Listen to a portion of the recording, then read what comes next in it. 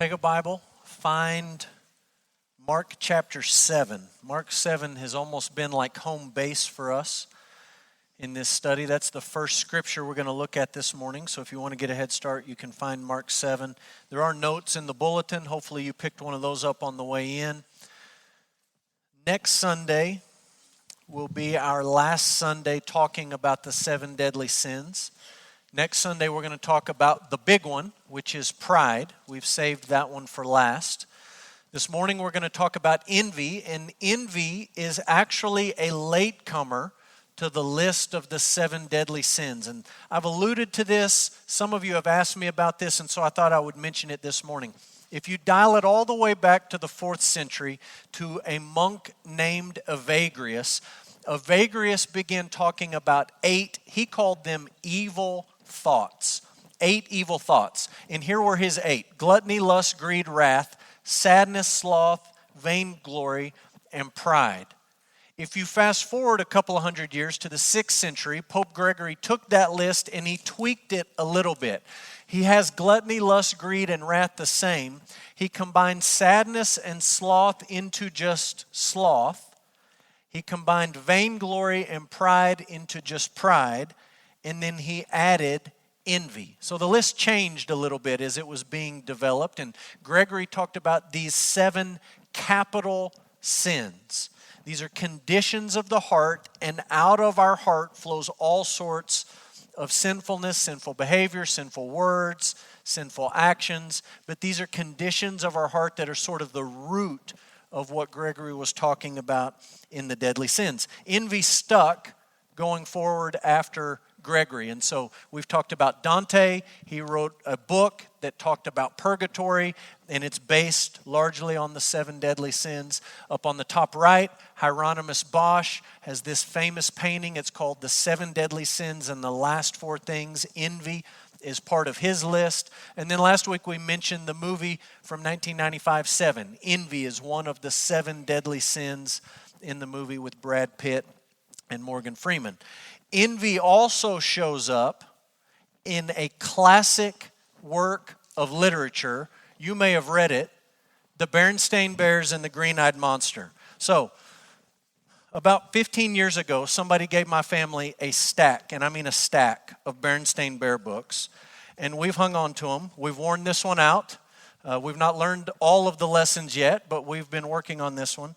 And my kids love to pick Berenstain Bear books at bedtime because it takes like 3 hours to read a Berenstain Bear book. I don't think they like the Berenstain Bears, but they're milking the clock, so we do Berenstain Bears. So this is a riveting tale from bear country.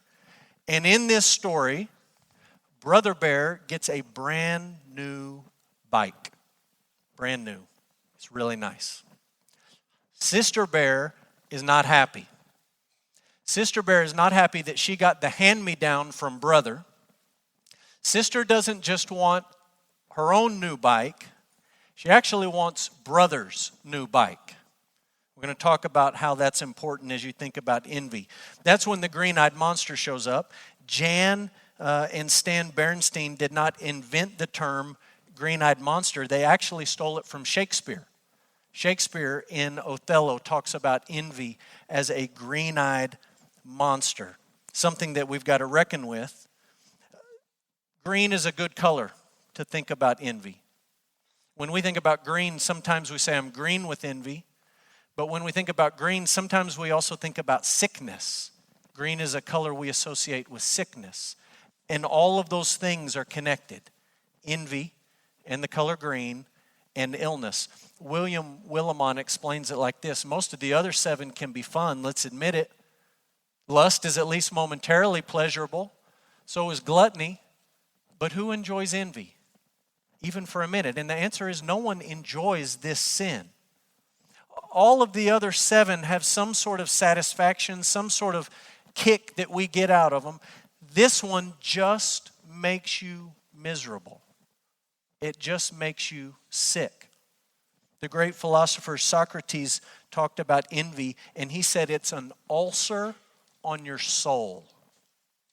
You're just sick in the core of who you are. So We're going to talk about envy this morning. We'll start with the definition, and I'm going to give you half of it now and half of it in just a minute. Envy is the sorrowful and resentful awareness of an advantage enjoyed by another person. There's sorrow or sadness involved when you see that you don't have an advantage that someone else has. There's also resentment, anger, wrath, bitterness towards the fact that someone else has the advantage that you wish that you had. The question is, what are these advantages? What are these advantages that we are sorrowful or resentful about when we see them in the lives of other people? I'll give you a list, and you can just sort of get the feel for what we're talking about here. Could be a physical characteristic. You look at someone else and you wish that you had their physical characteristics. Could be achievements, recognition, an experience that someone else has that you wish you had and you wish they hadn't had. Could be possessions, money, stuff, cars, houses, jobs. Could be titles, jobs, salaries. Could be a vacation that someone else gets to experience and you don't get to experience and you wish that you could experience it. Could be age in the sense of you envy someone's youth or you envy their maturity. It's an advantage that someone else has, and when you become aware of that advantage in their life, you find yourself sorrowful that you don't have it and resentful that they have it. It's a little bit different than greed. Greed can exist in isolation. You can just want more stuff. You can just want more money all by yourself. Envy is kind of like the tango. It takes two. There's you with your advantages, and there's someone else with their advantages. And rather than being grateful and thankful for your advantages, all you can think about are their quote-unquote advantages. The way that we talk about greed and envy sort of make this clear. We are typically greedy for things, for stuff. We are envious of people. Greedy for things, envious of people. If you want to see it on display with no filter, take a trip with me next week to the nursery down at the other end of the building. We'll get a bunch of 18-month-olds and we'll put them in a room. And we'll put a bunch of toys on the floor. And we'll just turn them loose and watch and see what happens. Odds are it'll go something like this. One child will go and pick up a toy and begin to play with the toy and enjoy the toy and have so much fun with the toy. There will be other children who could go pick up other toys. There will be other children who have toys in their hands. They're not interested in the toy on the floor. They're not interested in the toy in their hands. All they want is the toy he has or the toy she has. Envy is directed towards other people and the advantages that we see in their lives. It's something you see in the nursery. As adults, it's not something that we grow out of. It's really something that we grow into. You can find a number of biblical examples. You can think about Joseph and his brothers who saw his coat of many colors. They were envious of Joseph. We can think about Saul and David, and Saul hears these reports of all the women of Israel singing these songs about David's heroics, and Saul is envious of David. We can think about the parable of the prodigal son and the older brother who comes in for the field and his younger brother is back and they're having a party and they're celebrating and he got a robe and he got a ring and he got a dinner and he's envious that he never got any of those things. We could talk about the Pharisees who see the crowds flocking to Jesus and all they want is for the crowds to flock to them instead of Jesus. They're envious. We could even talk about the disciples arguing about who's going to have the best seat in the kingdom, envious of each other and the advantages that they saw in their lives. You know, as I thought about envy this week and I read about envy and I listened to different people give their 2 cents on it, I almost think that envy is a composite sin. I don't know if you like math, but I'll give you a little mathematical formula. If you take pride and add it to greed and add wrath, I think the end result is envy. There's a little bit of pride in the sense of I am entitled to those advantages that God has not given to me. We're prideful enough to think we're entitled to those things. There's greed in that we want more than what we have. And there's wrath. There's a smoldering anger and bitterness that God has not given us what we want and that instead He's given it towards other people. Pride, greed, and wrath. If that's the makeup of envy, here's the antidote, and this is the rest of your definition. Humility, contentment, and love are the virtues that correspond with this vice. It was interesting, as I read about envy, all these people saying, here's the virtue that is the opposite of envy. No one agreed on what that virtue is. They all had a different virtue. And I think it's because this is a composite sin. It's a complex sin. There's a lot going on with envy, and so there are multiple virtues that would stand opposite. Humility to combat our pride, contentment to combat our greed, and love to combat our anger. One of the questions we've asked every week in this series is, why are these sins so problematic? Why are they so common amongst us? And I want to give you a few reasons, the first of which should be familiar to you at this point. Number one, our hearts are sinful. We're going to point out there in just a minute and talk about some of the things in the air, some of the things in our society, some of the things in our culture that exacerbate envy. But most basically, we are the problem. Our hearts are the problem. We can't just pass the buck and blame our envy on someone or something else.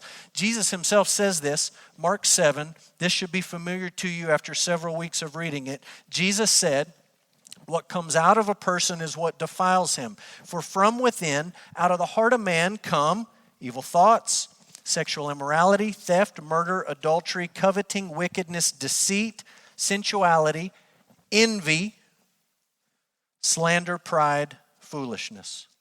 All of these evil things come from within, and they defile a person. You got to make a decision when it comes to sin.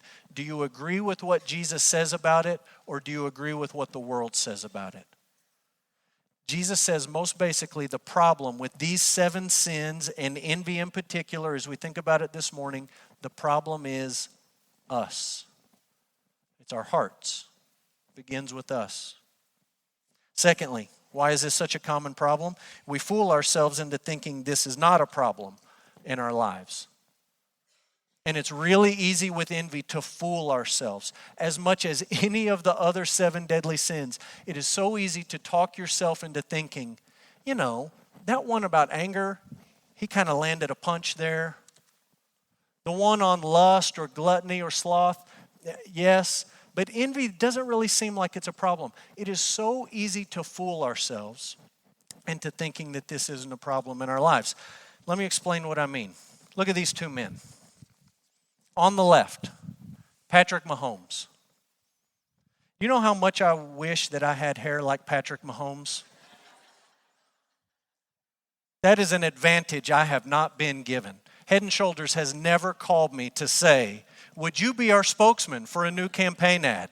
I'm not expecting them to call me. You know how much money he gets paid to play football? Hundreds of millions of dollars. Do you know how much I would like to have? Hundreds of millions of dollars? It'd be fantastic. Do you know how far he can throw a football? If you gave me a football, I'd probably be lucky to throw it to the back of the sanctuary. And Pat Mahomes just stands on his back foot and he just flings it and it just goes and it goes and it goes and it goes. Can I tell you something? I am really not envious of Patrick Mahomes. Really, I'm not.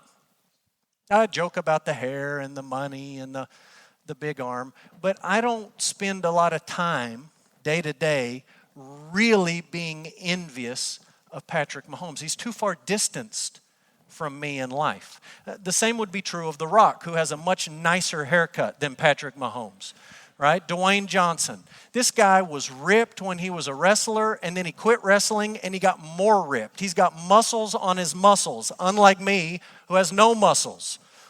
And he stars in these blockbuster movies, and they pay him all this money to be in these action movies. I'll just be honest with you, I really am not green with envy toward Dwayne Johnson. It's really not a problem in my life. I give you these examples. I could give you other examples, and I can honestly say I'm not super envious of those guys. It's not eating me up. It's not an ulcer on my soul. Here's the thing. That's not how envy usually works. It's usually not directed to somebody who's far removed from you in life. It's usually directed to someone close to you in life. Look at this quote from Rebecca DeYoung. She says, "Enviers don't usually envy those who are far removed from their lives and lifestyles, or who are vastly more talented or successful than they are. They tend to envy people to whom they might actually be compared unfavorably. That is, those who are just like them, only better." When it comes to envy, the temptation really is not for me to envy Pat Mahomes or The Rock. The temptation for me really isn't even to envy the celebrity megachurch pastor with $1 million book deal and speaking at all the conferences and the biggest church in the United States.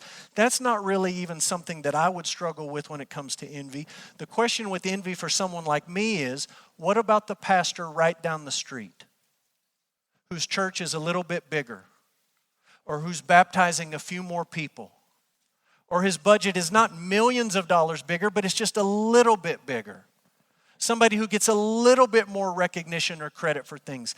That's the person that I'm going to struggle with envy towards. And the same is true for you. It's not going to be some celebrity. All right, we can watch Lifestyles of the Rich and Famous and dream about these massive homes, and we can sort of laugh and joke about envy, but it's really directed towards your neighbor.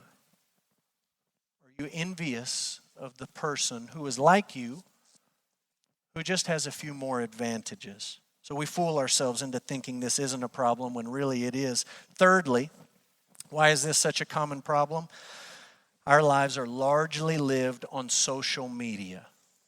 Social media is not the cause of envy. Our hearts are the cause of envy. Social media is like gasoline on the fire. It takes what's already there and makes it worse. One of the authors I read this week was describing symptoms of envy. How could you diagnose it? How could you see if it was maybe an issue in your life? And he said, look for these things: comparison, complaining, and criticism. If you're a person who's constantly comparing, you're a person who's constantly complaining, a person who's constantly criticizing others, envy is probably taking control of your heart. I don't know if you've been on social media lately or not. Comparison, complaining, criticism. There's plenty to go around, which makes me think that there's plenty of envy going on in our hearts. One last thought is this. I think this is important. Why is this such a common problem? It's common because our perspective is limited. Here's the reality. You and I just don't know very much. We're not as smart as we'd like to think we are. We don't have a grasp of the big picture of what God is doing in our lives or what God is doing in our world nearly as much as we think that we might. And I'll tell you an old story, an old Chinese parable about two neighbors. I think it makes my point. Two neighbors lived right across the street. They were both farmers. They both had a ranch. The man on this side of the street was constantly envious of his neighbor across the street because the neighbor across the street, the farmer across the street, had a beautiful horse. It was a one-of-a-kind horse. No one else had a horse just like this. And he loved this horse, and he bragged about this horse, and he took joy in this horse. And this neighbor over here constantly looked across the street, saw his neighbor's horse, and thought, you know, I'm a little bit sad that I don't have that horse. Quite frankly, I'm a little bit angry that he has it. I think I'm entitled to a horse like that, and I'm just green with envy towards my neighbor and his horse. One day, the horse jumped the fence and ran away. And the man who owned the horse was devastated. I mean, he was heartbroken. He couldn't even get out of bed. He moped around. He cried. He whined. I mean, he was just crushed. And this man who had been so envious of his neighbor and his horse looked at the sorrow in his life and thought, well, I don't envy that. I was envious when he had the horse, but I'm not envious of how miserable he is now. How foolish of me to be envious of my neighbor. I need to not be envious. Next day, the horse came back. Not alone, but with a herd of 50 horses just like it. It's like a horse whisperer or something. It went out, got this herd of wild horses, wrangled them up, brought them back to the man. And the man who had one beautiful horse and then lost it now had like 51 beautiful horses. Just amazing. And here's this old neighbor over here looking across the street thinking, I'm envious. Why couldn't those horses have come to my house? Why couldn't I have half of them? Why does he have to get all of them and I get none of them? It's not fair. I'm entitled to a beautiful horse. What does he need with 51?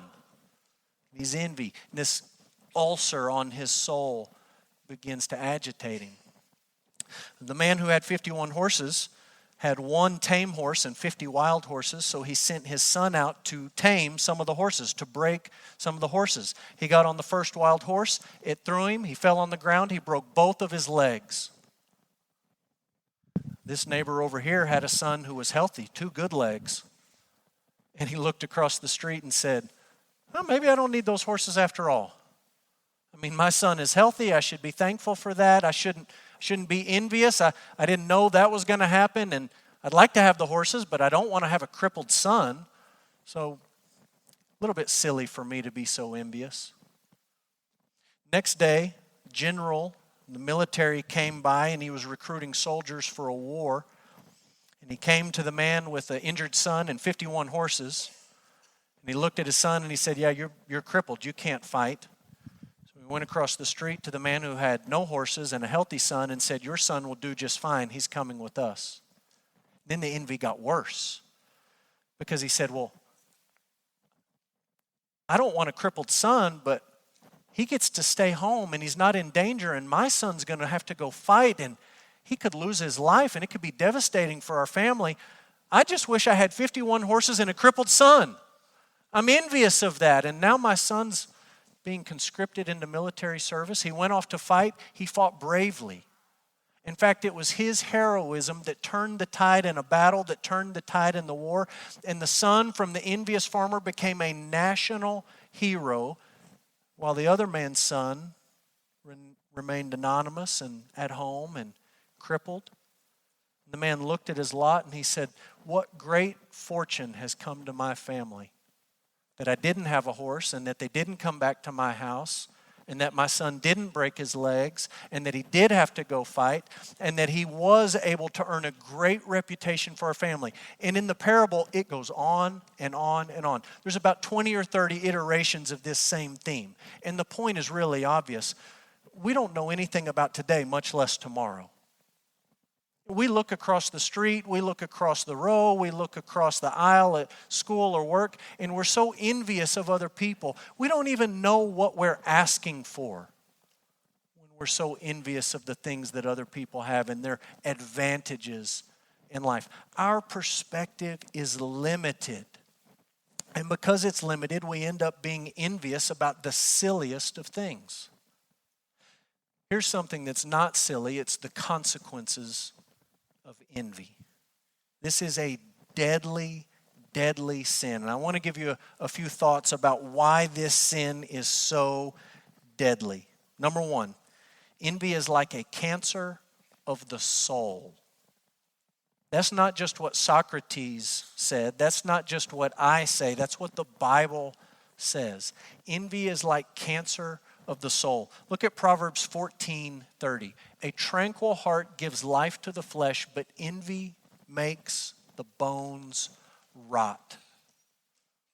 You understand, the author of Proverbs is not telling you envy will give you bone cancer. The author of Proverbs is telling you in poetic form that envy feels miserable. It will make you physically feel and mentally feel and emotionally feel like you are rotting away from the inside out. It is a nasty, soul-rotting sin. It mostly affects you, but it doesn't only affect you. What are the consequences of sin? Why is it so deadly? Number 2, it destroys our ability to experience joy. The person who is consumed with envy cannot experience joy. They are completely oblivious to all of the blessings and all of the advantages in their life, and all they can think about is they're consumed with the advantages in somebody else's life. Look at this quote. Dan Boone says, "Envy is the ongoing regret of the life we have been given." What a miserable way to live. To constantly look at your life and be mournful and sorrowful and angry and bitter at the life that you've been given. That person will never be able to experience joy for the things that they have been given. It destroys our ability to experience joy, and closely related to it, it destroys our relationships. This is where it begins to move outside of us. Envy will destroy our relationships. I like what Joe Rigney says about envy. He says, envy is a feeling of unhappiness at the blessing and fortune of others.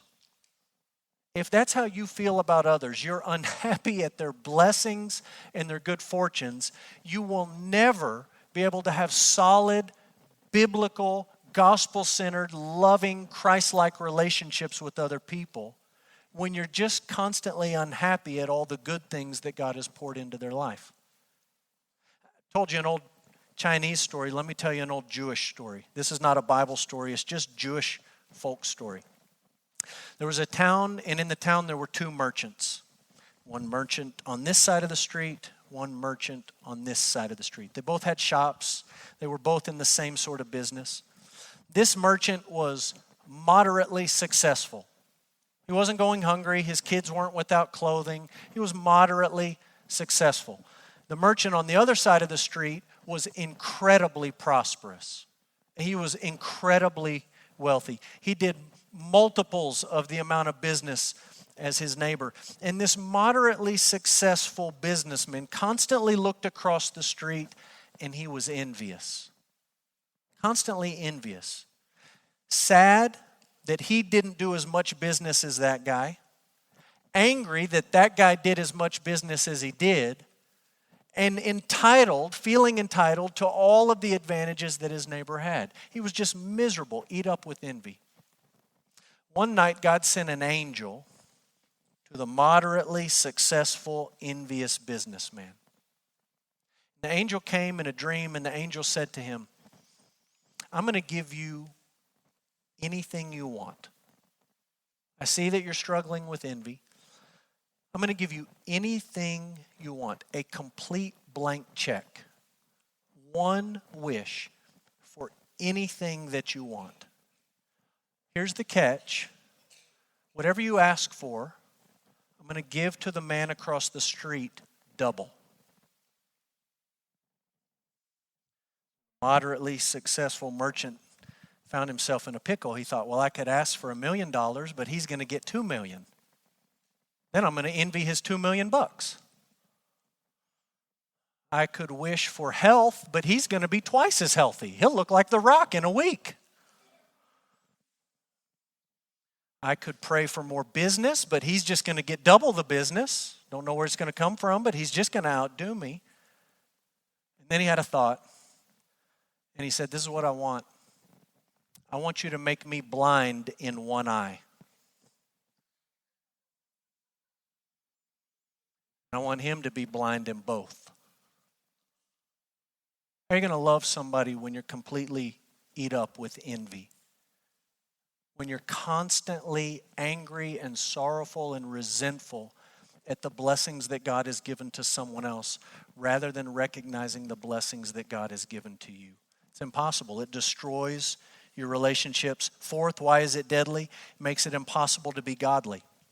You cannot be a godly person if you're envious. And I've given you verses in Romans, Galatians, Titus. Look them up, study them, dig into them. All three of those passages contain nasty, what Bible scholars call vice lists. Lists of vices, of sin, of wickedness, of depravity. The lists are horrific, and in all of them, you'll find the sin of envy.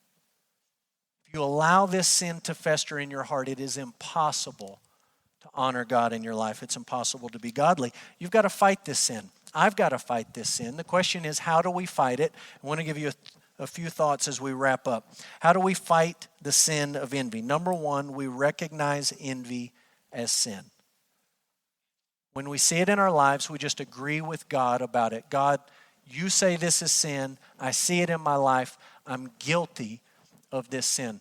Look at Exodus 20. Commandment number 10. You shall not covet your neighbor's house.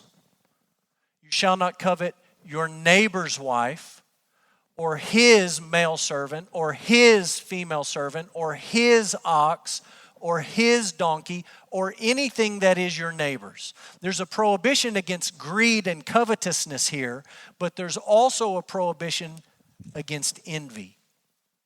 Don't look across the street and want all of the advantages that your neighbor has.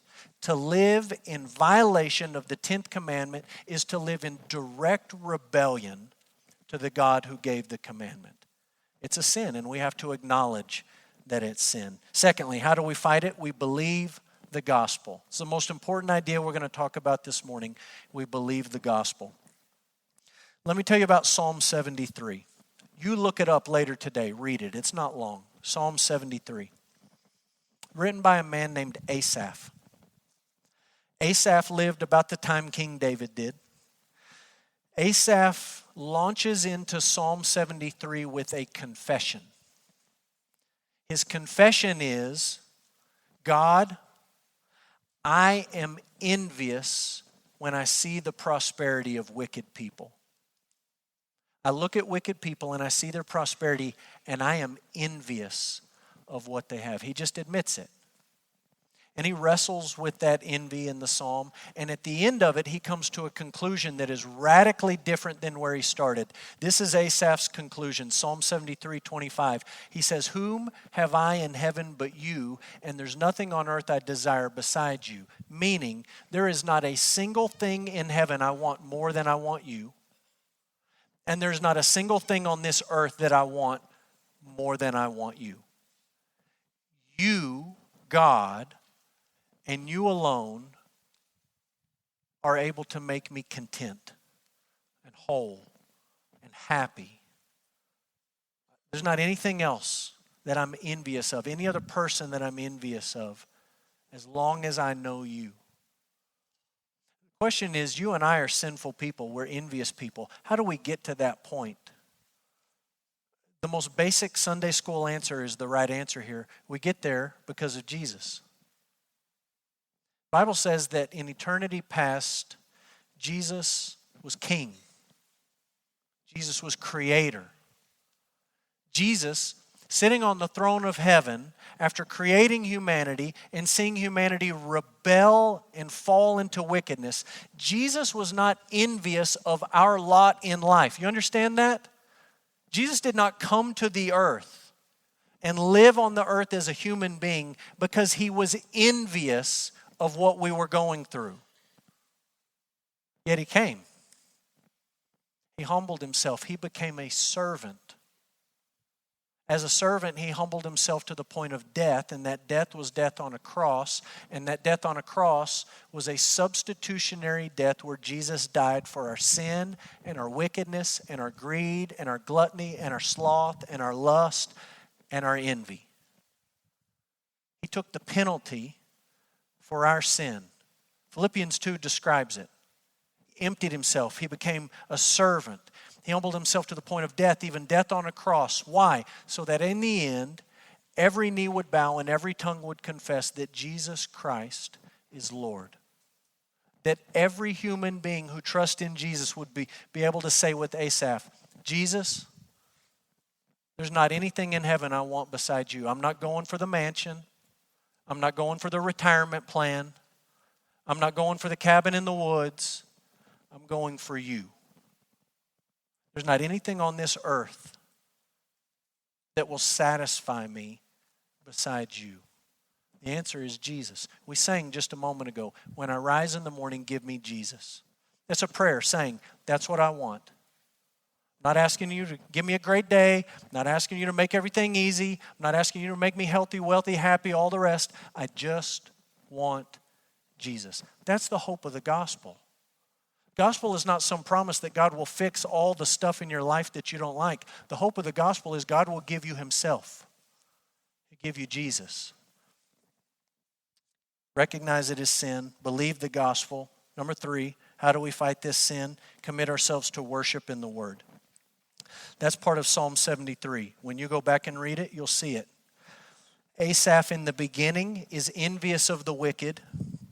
In the end, he's believing the good news of the gospel. He's trusting that God is all that he needs and all that he wants. And in the middle, do you know how he gets there? It says he goes to the sanctuary. He goes to worship.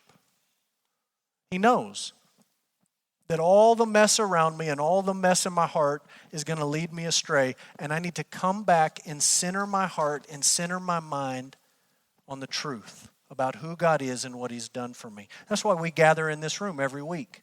We sing the same old stuff. I tell you the same old stuff over and over and over and over and over again. I have nothing new to say to you. Just the same old stuff over and over and over again. Because all during the week, our hearts lead us astray. The world makes it worse. Social media makes it worse. Everything makes it worse. And we stop once a week and we come back together as the people of God, as a church family, and we say, no. This is true. This is right. We don't think envy is okay, and we believe that Jesus is the answer. Worship does that. The Word of God does that. 1 Peter, put away envy and crave the Word of God. Worship in the Word. That's how we fight this sin. One more thought. How do we fight the sin of envy? We practice stewardship. We practice stewardship. Matthew 25 is the parable of the talents. The master is leaving. He gives to this servant 5 talents. He gives to this servant 2 talents. He gives to this servant 1 talent. The master does not want the servants to be envious of the talents.